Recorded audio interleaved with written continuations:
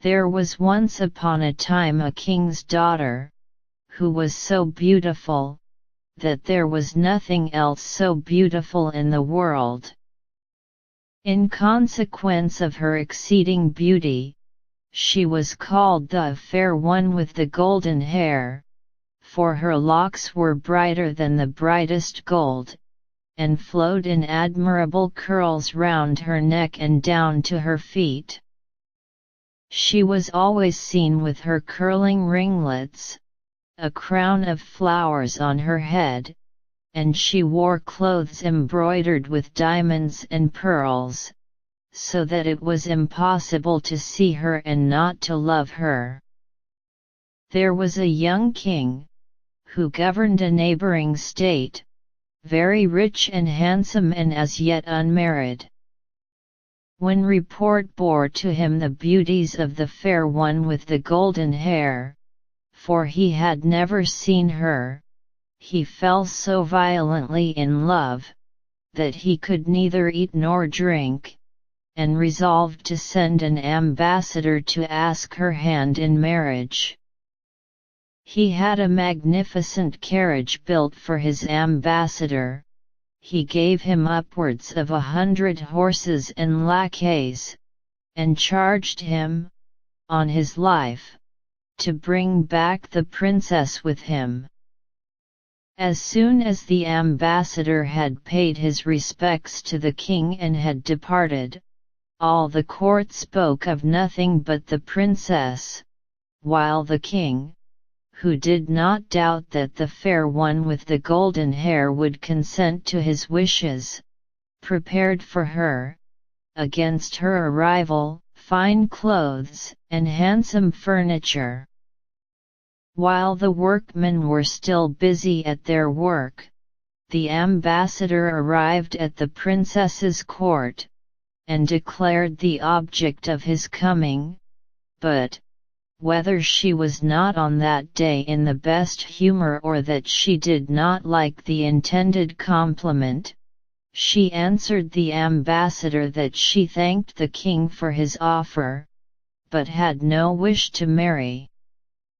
The ambassador left her court, very sorrowful at not taking the princess with him, carrying away all the presents which he had brought from the king, for she was very wise, and knew that it would not be right to receive his gifts and to refuse himself.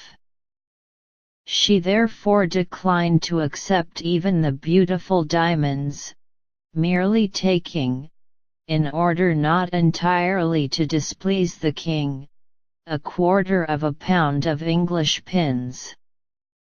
When the ambassador arrived at the king's city, where he was so impatiently awaited, everybody was afflicted to see him return without the Fair One with the golden hair, and the king wept like a child. The courtiers tried to console him, but they could not succeed. There was at this time at court a youth beautiful as the sun, and who had the handsomest figure in the kingdom. He was so polite and witty, that he was named Graceful. Everybody loved him except the envious, who were vexed that the king treated him so well, and confided to him his most private affairs. Graceful being in company one day with some persons who were talking of the ambassador's return, and hearing it stated, with regret, that nothing had been effected, inadvertently said, "If the king had deputed me to the Fair One with the golden hair, I am confident that I could have induced her to return with me." These people, being envious of Graceful, immediately went to the king and said to him maliciously, "Sire, what does your majesty think your friend Graceful says? He asserts that if you had sent him to the Fair One with the golden hair, he could have brought her back with him. How vain and presumptuous he must be, sire, he means that he is more handsome than you, and that she would have been at once so fond of him, that she would have followed him over the world. This, of course, put the king into so violent a passion, that he was quite beside himself. "What," said he, "does this minion dare laugh at our misfortune, and value himself above our royal person?